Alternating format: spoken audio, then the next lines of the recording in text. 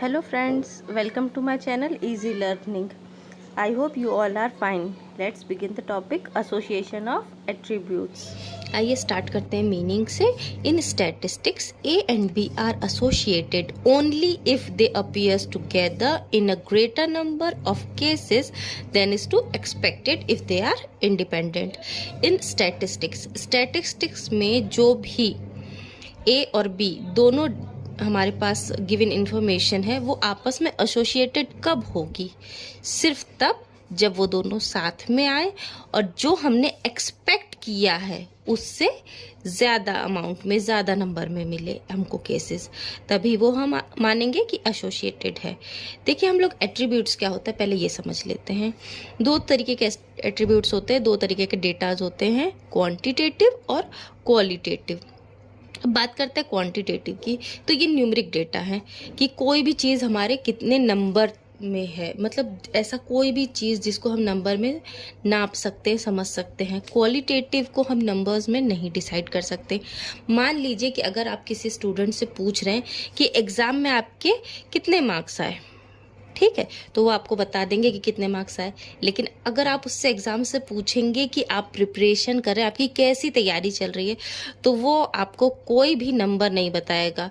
वो आपको बताएगा कि अच्छी है, ख़राब है, इस तरीके की बात बता सकता है, लेकिन वो आपको नंबर नहीं बता सकता कि हाँ 10 चल रही है, 20 चल रही है, ऐसा नहीं बता सकता। हम मार्क्स हमारे क्वान्टिटेटिव हैं, लेकिन जो हमारी दूसरा क्वेश्चन था कि एग्ज़ाम की तैयारी कैसी चल रही है, तो उसका आंसर क्वालिटेटिव में आएगा। तो हम यहाँ यही सब बात करेंगे कि दो डेटा जिसको हम पूछ रहे हैं उसका आंसर जो नंबर में नहीं आ रहा है वो आपस में कितना एसोसिएटेड है, कितना ज़्यादा एसोसिएटेड है। अब ये इसके टाइप्स हैं, सिंपल समझिए। इसके टाइप्स हैं, पहला है पॉजिटिव, दूसरा है नेगेटिव और तीसरा है इंडिपेंडेंट। ठीक है, अब देखिए, जैसे अगर आपने किसी से पूछा कि एग्ज़ाम की तैयारी कैसी चल रही है, उसने बताया अच्छी चल रही है। अब अच्छी तैयारी करने के बाद मार्क्स अच्छे आए तो ये पॉजिटिव डेटा है। तैयारी अच्छी नहीं चल रही है या अच्छी चल रही है, उसका और मार्क्स का आपस में अगर कोई भी कनेक्शन नहीं हमको दिखा तो वो नेगेटिव है। अच्छी तैयारी की, अच्छे मार्क्स आए, बुरी तैयारी की, बुरे मार्क्स आए, दैट इज इंडिपेंडेंट। आपस में कोई लेना देना नहीं है, इक्वल ही है, मतलब हमारा जो भी रिजल्ट है। तो ये तीन तरीके के हैं। अगर आप इसे सम की तरह से समझना चाहेंगे तो आप ज़्यादा क्लियरली समझ पाएंगे। देखिए, सबसे पहले हम एक बात समझ लेते हैं कि ये निकालने के बहुत सारे फॉर्मूला हैं, लेकिन हम आज सिर्फ यूल्स का जो फॉर्मूला है उसके बारे में बात करेंगे। यूल्स मेथड में सबसे पहले हमको 9 स्क्वायर टेबल बनाना होता है। 9 स्क्वायर टेबल इसका नाम इसलिए है क्योंकि इसमें 9 स्क्वायर बनते हैं। इस तरीके से 3 कॉलम यहाँ रहेंगे, 3 यहाँ रहेंगे, ठीक है। Capital A, capital B, small A, small B, हमको दो चीज़ लेनी है। ये वाला जो हमारा कॉलम है इसमें ए बी कैपिटल वाला, small A capital B, capital A small B, small A small B. इस कॉलम में इन दोनों का टोटल कैपिटल ए, इन दोनों का टोटल स्मॉल ए, इन दोनों का total capital B, small B. और यहाँ हम लिखते हैं एन, एन जो इन सब का टोटल हो, ठीक है। यहाँ पर हमें इसी तरीके के सवाल मिलेंगे। चलिए स्टार्ट करते हैं सिंपल से क्वेश्चन से। हम एक एग्जाम्पल ले रहे हैं, लिटरेट एम्प्लॉय। हमारे पास इलिटरेट एम्प्लॉयज हैं,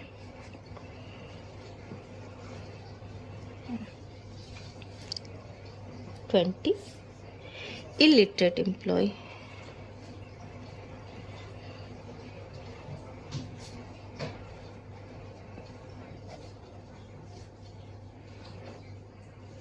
इलिटरेट है हमारे पास 220,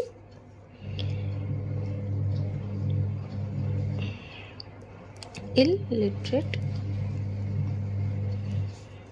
एम्प्लॉयड सॉरी यहाँ अनएम्प्लॉयड आएगा 180 और टोटल हमारे पास कितने हैं, तो टोटल है हमारे 500। अब इसे हम 9 स्क्वायर में कैसे लिखेंगे, सबसे पहले ये जान लेते हैं। तो स्टार्ट करते हैं कि हमारे पास है लिटरेट एम्प्लॉयज़, तो लिटरेट तो हम लिखेंगे, एज्यूम करेंगे कि लिटरेसी जो है हमारी वो ए से डिनोट की जाए। तो अगर लिटरेसी ए से डिनोट की जाएगी तो इलिटरेसी स्मॉल ए से। अगेन अनएम्प्लॉयड जो है वो अगर हम बी लेते हैं तो एम्प्लॉयड जो है वो ऑटोमेटिकली स्मॉल बी हो जाएगा और टोटल नंबर जो है हमारा वो n होता है। ठीक है, अब इस डेटा को बना लेते हैं हम 9 स्क्वायर टेबल में। 9 स्क्वायर टेबल हमने ये बना ली है। ठीक है, ए लिटरेट यानी ए और एम्प्लॉयज़ जो एम्प्लॉयड हैं स्मॉल बी, यानी ये जो अमाउंट है ए और स्मॉल बी का है। इलिटरेट इन अनएम्प्लॉयड, इलिटरेट स्मॉल ए, अनएम्प्लॉयड कैपिटल बी। ठीक, इलिटरेट एम्प्लॉयड, इलिटरेसी स्मॉल ए अगेन स्मॉल बी और ये एन। ठीक है, बाकी अमाउंट हम कैसे निकालेंगे, अगेन हमको ये लिख लेना है ताकि कोई कंफ्यूजन ना हो बाद में। ए बी जो हमारा है वो हमारे पास अभी नहीं है तो ये जगह छोड़ देते हैं हम।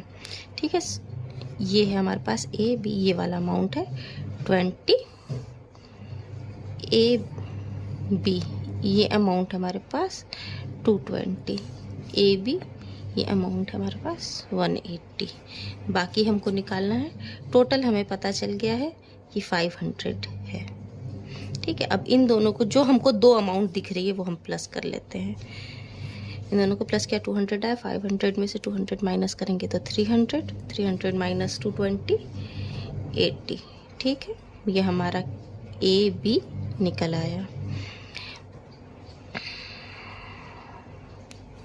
और यहाँ पर टोटल बी भी हमको मिल गया है। ये हम ऊपर लिख लेंगे ताकि बाद में हमें कोई भी कंफ्यूजन ना रहे। अब इधर का टोटल करना है 80 और 20 100। ए का टोटल निकल गया है 220 और 180 400। स्मॉल ए का टोटल निकल गया, ये हमारा एन है। ये इजी है, ये यूल्स का फॉर्मूला है।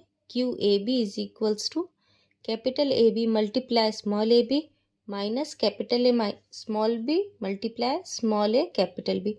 सेम चीज़ हम नीचे भी लिखेंगे, बस ऊपर माइनस और नीचे प्लस, इतना फ़र्क रहेगा। हमारा ए बी 80 था जिसको मल्टीप्लाई करेंगे स्मॉल ए बी 180 माइनस 20 मल्टीप्लाई 220। हमें खाली वैल्यू पुट करनी है फॉर्मूले में। सेम चीज़ हम नीचे लिखेंगे, सिर्फ प्लस की साइन यहाँ लगेगी, अदरवाइज सेम रहेगा। हमारा आया 14,400 माइनस 4,400, नीचे 14,400 प्लस 4,400। हमने इसे सॉल्व करना है। 10,000 अपॉन में 18,800। आंसर हमारा आया प्लस में यानी पॉजिटिव में 532। इसका मतलब है पॉजिटिव आंसर का मतलब है कि जो लिटरेट एम्प्लॉयड हैं, कि जो पढ़े लिखे हैं उसमें एम्प्लॉयमेंट ज़्यादा है और कम पढ़े लिखों में एम्प्लॉयमेंट कम है। वीडियो अच्छा लगा हो तो प्लीज़ लाइक करिएगा और शेयर करिएगा।